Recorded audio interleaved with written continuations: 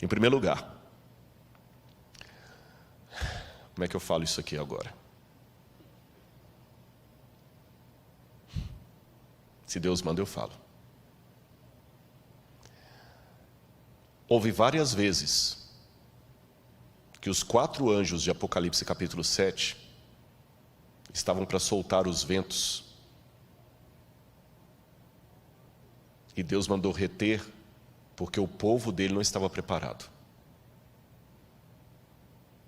Vocês sabem disso. Eu tenho a ligeira impressão, não estou afirmando, ligeira impressão, que os ventos estavam para ser soltos esse ano. O que nós teríamos no início do ano, que eu estava a ponto de ver o que ia acontecer para unir o globo num governo único? O Papa Francisco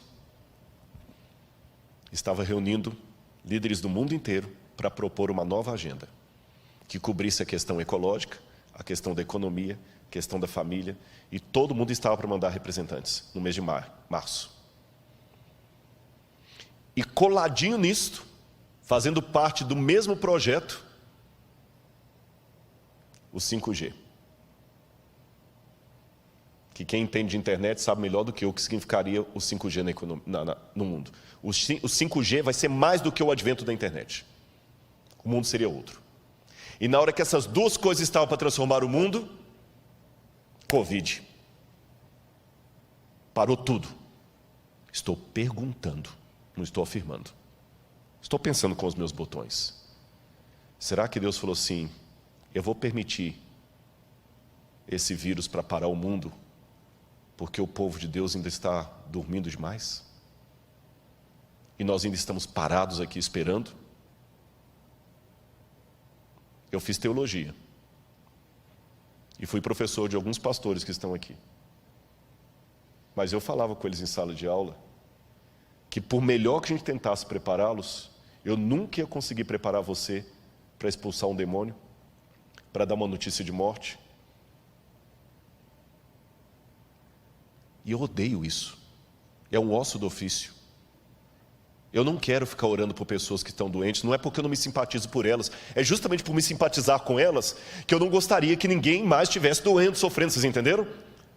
Não é com prazer que eu atendo uma oração. Rodrigo, você pode orar para minha mãe, ela recebeu o diagnóstico, agora está com Covid, está entubada. Não é com prazer que eu faço aquela oração. Há orações que eu faço com prazer, há orações que eu faço por necessidade. Essa é de necessidade. Eu não quero mais orar por ninguém no hospital. Eu não quero mais ter que apelar para alguém voltar para o povo de Deus. E até quando Deus vai reter os 4 ventos? E Deus, na sua sabedoria, fez 2 coisas, na minha humilde opinião. Ele retardou os planos do 5G, retardou a união global do Papa, e mostrou para você que ainda está incrédulo, que o mundo pode, a despeito das diferenças políticas, se unir em torno de um mesmo propósito. Seja de esquerda ou de direita, está todo mundo usando máscara. Seja a França ou o Irã, está usando máscara. Seja Israel ou a Arábia Saudita, estão usando máscara. O Covid parou o mundo. Parou o mundo.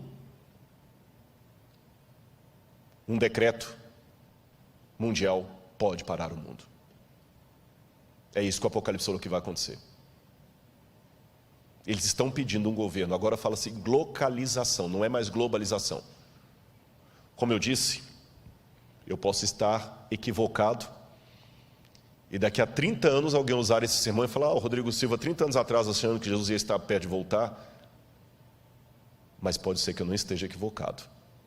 Volto à ilustração do homem infartado, com dores no peito. Na dúvida, se eu tenho alguém que tem problema cardíaco, eu levo para o hospital. E eu tenho certeza que qualquer médico vai falar, nota 10, é isso mesmo. Leve para o primeiro, deixe o médico diagnosticar. Você não brinque. Como eu não sou especialista em história mundial, eu não brinco, eu corro. Mesmo porque a volta de Jesus para mim não deve ser só uma doutrina, tem que ser um desejo. Agora, como é que eu posso entender o tempo de Augusto? Alguns teólogos pensam que seria o sofrimento de Israel no ano 70, eu não acredito assim. Outros pensam que seriam os sofrimentos da igreja ao longo das eras. Outros pensam que seria uma metáfora que nunca se tornará histórica, os idealistas. Outros, eu estou entre eles, pensam que será um caos mundial no governo do anticristo. Tanto aqueles que são pós-tribulacionistas, que acreditam, como eu, que Cristo voltará depois da tribulação para buscar o seu povo, e aqueles que são pré-tribulacionistas, acham que Jesus vai arrebatar a igreja. Mas deixe-me mostrar que essa é uma crença antiga. Eu vou mostrar algumas imagens para vocês. O Didaquê, ou Didarrê, que é o ensino dos 12 apóstolos, um documento cristão do 2º século, já dizia: quando a ilegalidade aumentar, eles vão odiar, perseguir e trair uns aos outros. Então o enganador do mundo aparecerá reivindicando ser o Filho de Deus. Ele fará sinais e maravilhas, e a terra será entregue em suas mãos. Ele fará coisas iníquas que não foram vistas desde o início do mundo. Então a humanidade entrará no fogo da provação, e muitos serão levados a tropeçar, e muitos perecerão, mas aqueles que perseverarem em sua fé serão salvos da maldição. Ou seja, essa doutrina que eu estou mostrando para vocês agora não é modismo. Não é porque eu estou empolgado com o Covid e estou dizendo, é agora. Não é, sabe, eu acho que Apocalipse não pode ser, a hermenêutica do Apocalipse não pode ser a Folha de São Paulo, nem a revista Veja. Tem gente que fica vendo o Apocalipse sempre assim atrás, é agora. Não é isto, mas também não é o extremo de você não analisar com prudência os sinais dos tempos. O que eu estou falando agora e que está no livro Grande Conflito, já era dito há 2000 anos. Que Satanás fará parecer que Cristo veio. Ou seja, aquilo que eu leio no livro Grande Conflito gera o pensamento dos cristãos primitivos que conviveram com aqueles que conviveram com o que escreveu o Apocalipse. Não foi uma coisa inventada pelos protestantes do século XIX em diante, ou dos adventistas, ou whenever. Eu quero mostrar outra passagem para você. Se você pensa que é só adventista que pensa assim, você vai se surpreender. Veja isso aqui. O Dr. John Ladd, um dos mais famosos teólogos batistas, no seu livro The Blessed Hope, a Bendita Esperança, diz que a bendita esperança não é a libertação da tribulação, é a união com o Senhor em sua vida. Ou seja, John Ladd acreditava que Jesus voltará depois da tribulação e a igreja passará pela grande tribulação.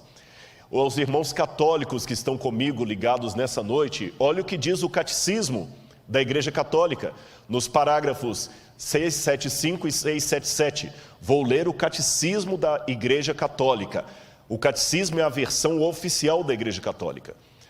Antes da segunda vinda de Cristo, a Igreja precisa passar por uma provação final que sacudirá a fé de muitos crentes. A perseguição que acompanha a sua peregrinação na terra revelará o mistério da iniquidade na forma de um engano religioso que é o anticristo, um pseudo-messianismo pelo qual o homem se glorifica a si mesmo no lugar de Deus e de seu Messias que veio em carne.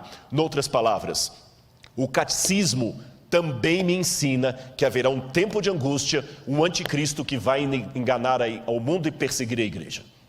Está no catecismo. E os evangélicos? Vamos ver mais uma citação. Billy Graham. Eu ouvi o som distante de cascos e vi os cavaleiros do mal no horizonte de nossas vidas. Há sérios problemas à frente para o nosso mundo, para todos nós que vivemos nele. Será uma época de conflagrações nucleares, holocaustos biológicos e apocalipses químicos rolando sobre a terra, levando o homem à beira do precipício. A história vai fundo na batalha do Armagedon. Já vemos sua sombra rastejando sobre a terra. Você percebeu? Aqui não é uma doutrina adventista que eu estou apresentando. Ela é ecoada também pelos católicos, pelos evangélicos representados por John Ladd e por Billy Graham, que apesar de serem batistas, são respeitados em todas as igrejas, metodistas, presbiterianas. E para os adventistas do sétimo dia, eu vou citar um texto de Ellen White, uma das pioneiras dessa igreja, que está falando a mesma coisa que o catecismo. Ellen White está falando a mesma coisa do catecismo, a mesma coisa do Didarré, a mesma coisa que diz Billy Graham. Veja o que diz Ellen White. Não há o que exagerar. O tempo de angústia como nunca houve está prestes a manifestar-se sobre nós e necessitamos de uma experiência que agora não possuímos e que muitos são demasiado indolentes para obter. Dá-se muitas vezes o caso de supor maior angústia do que em realidade o é. Isto não se dá, porém, em relação à crise diante de nós. A mais vívida descrição não poderá atingir a grandeza daquela prova. Naquele tempo de provações, toda alma deverá, por si mesma, estar em pé perante Deus. O que Ellen White está falando aqui? Não há o que exagerar. Tudo que você vai descrever, você pode exagerar. Mas não tem como exagerar o grande conflito. O tempo de angústia vai ser tão terrível que ela diz, por pior que eu pinte o quadro, será pior ainda. Entendeu por que eu admiti que eu tenho medo? Entendeu por que eu admiti que em alguns momentos eu falo, Senhor, eu não sei se eu vou aguentar? Eu estou sendo franco com os irmãos. Se Deus resolver que eu fique entre aqueles que terão o privilégio de ver Jesus voltando, Senhor, que Ele me proteja. Porque vai ser o pior tempo da história. E você entendeu por que nós não podemos brincar? Irmãos, eu quero passar mais rápido aqui, porque o meu tempo está acabando, mas esse assunto é tão importante, e ele não pode ser negligenciado, e eu tenho certeza, há uma promessa, que quando o livro do Apocalipse for aberto e estudado, haverá um revivamento no meio do povo de Deus. Por isso que eu me preocupo com algumas interpretações que estão tendo do Apocalipse por aí. Uma vez alguém falou, o que você acha das interpretações de fulano de tal? Eu falei, só vou colocar uma coisa. Luiz Gonçalves prega o Apocalipse e pessoas se batizam na igreja. Fulano de tal prega o Apocalipse e a igreja se divide. Onde é que eu estou vendo o fruto do Espírito?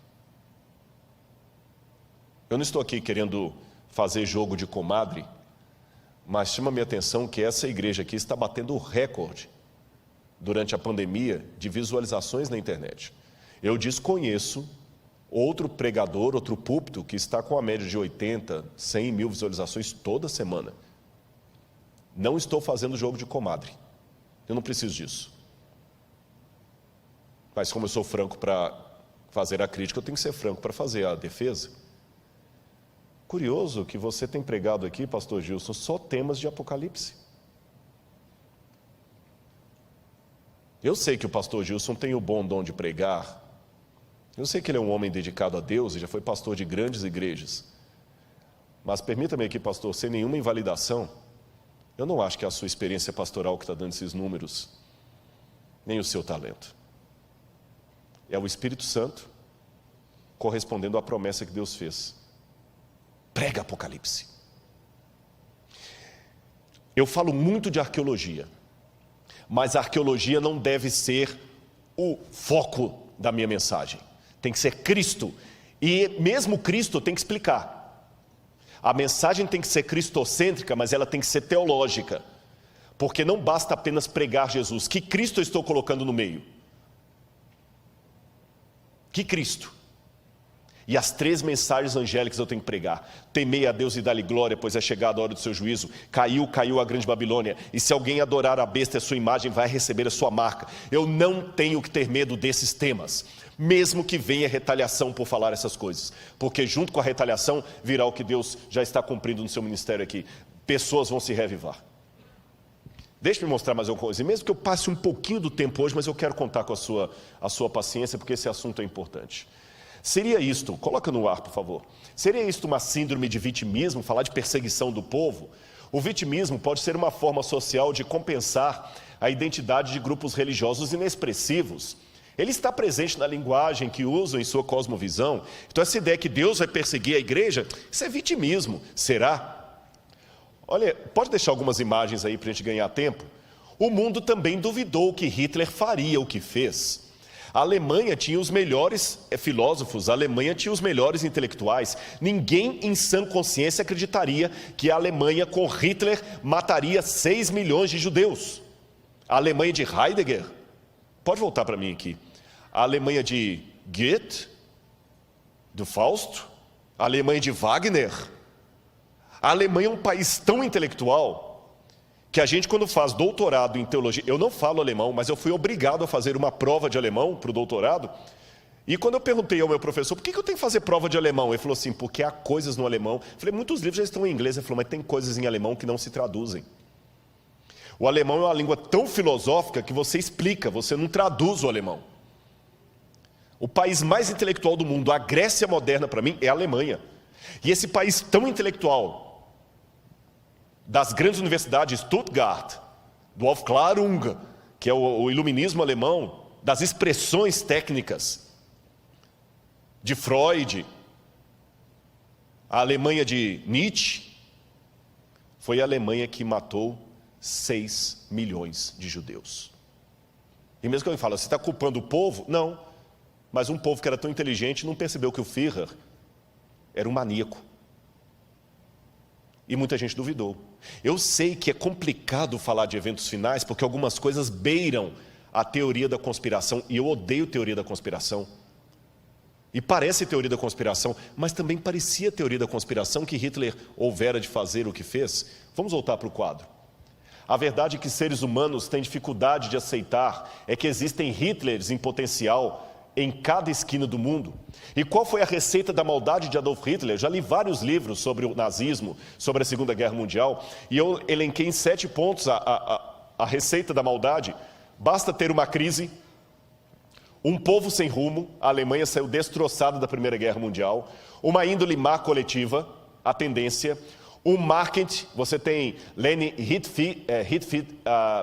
Riefenstahl, e você tem Joseph Goebbels, que foram os ministros da propaganda de Hitler, você tem Albert Speer, que teve o plano, um discurso de mentiras e sedução e o interesse de Satanás. É exatamente o que nós temos hoje. Nós temos uma crise, nós temos um povo sem rumo, nós temos uma índole má coletiva, nós temos um marketing promovendo coisas anticristãs e o povo de Deus batendo palma para isso, não tendo coragem de denunciar, participando, seguindo, dando like, fazendo parecer que tudo é a mesma coisa, até dividindo espaço na mídia, consumindo essas coisas. E tudo bem. E o marketing está aí. Nós temos um plano, nós temos discursos de mentiras e nós temos um interesse de Satanás. Thomas Malthus, em 1798, o ano que marca o tempo do fim, ele fez uma profecia catastrófica, que o mundo ia entrar numa situação de fome, porque enquanto a população crescia em sentido geométrico, a produção de alimentos era em sentido aritmético, então teria mais gente do que comida, seria uma catástrofe. Hoje, inclusive, Thomas Malthus influenciou a teoria da evolução das espécies de Charles Darwin. Contudo, hoje as pessoas não acreditam mais na teoria de Thomas Malthus, porque nós temos mais produção de alimentos do que gente.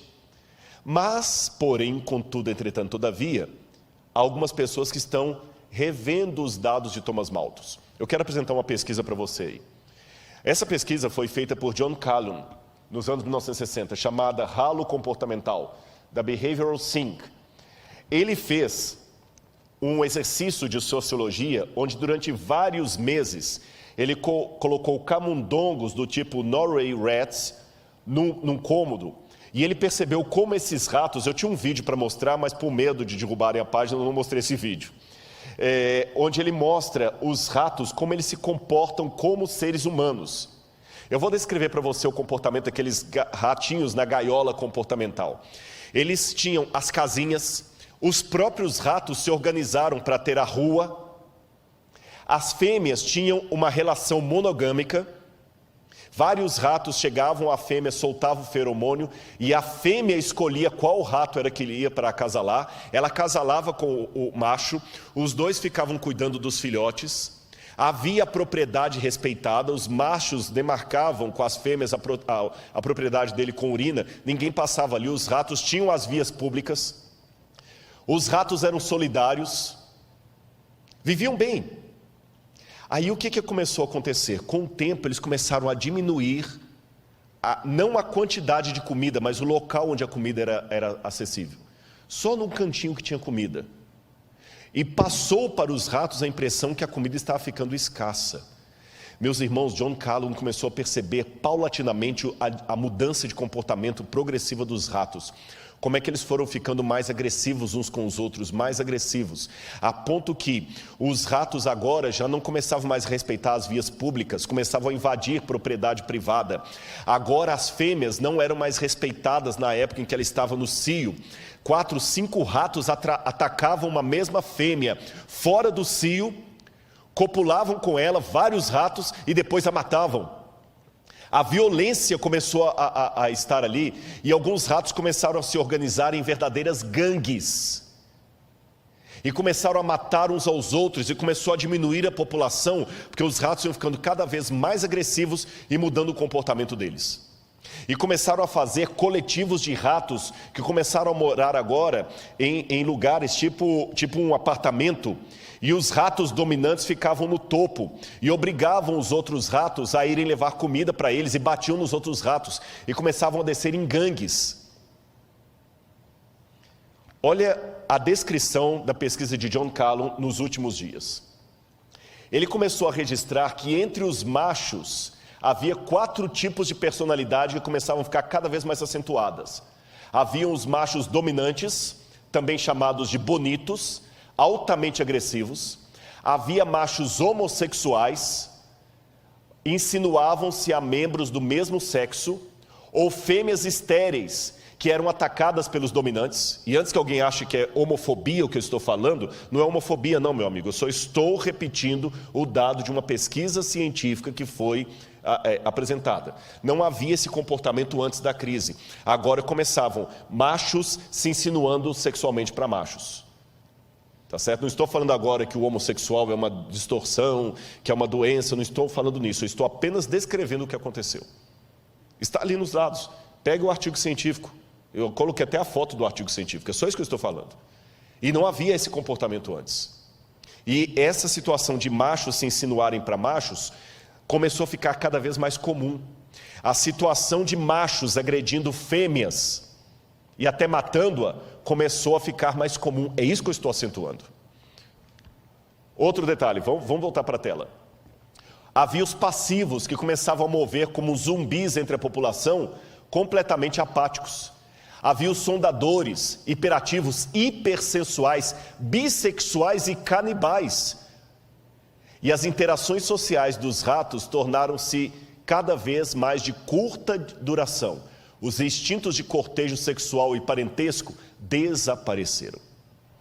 E quando John Callum, que não era um evangelista, não era um teólogo, não era um pastor, ele terminou de fazer essa pesquisa, a primeira pergunta que todos fizeram é: será que o que aconteceu no laboratório com os ratos pode acontecer com a humanidade se a previsão malthusiana de Thomas Malthus vier à tona? Será que nós vamos ficar assim?